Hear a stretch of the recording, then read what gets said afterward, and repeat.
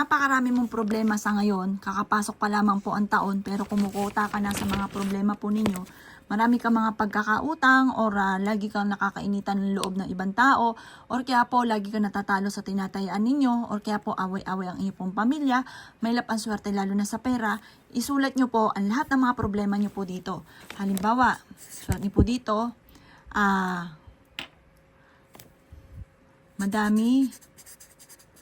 madami akong utang at gusto ko na mabayaran ko na lahat ang aking utang. Or kaya po, may problema ka sa kalusugan. Sabihin nyo po, lagi akong may sakit at gusto ko na gumaling ka agad.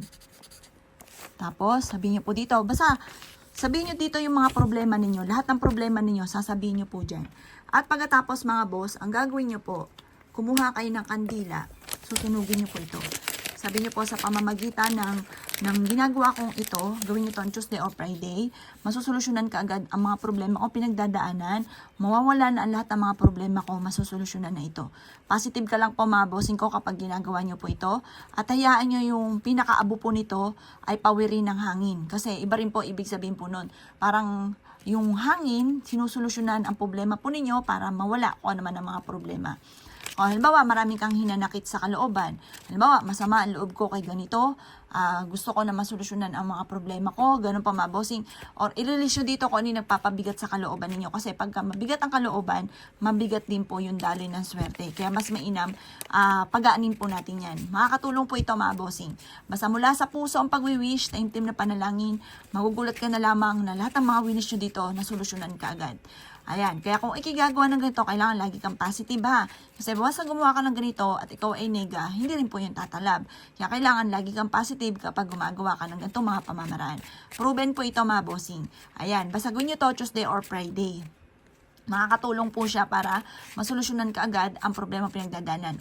Ito ay gagawin nyo lang alas 7 ng umaga, tapos matatapos ang paggawa ng mga pampaswerte lang hanggang alas 8 ng umaga. Kasi yung mga oras na yon nakakatulong po siya para kung ano man ang problema ang pinagdadaanan ay kaagad na masusolusyonan. Good luck po sa inyo po lahat!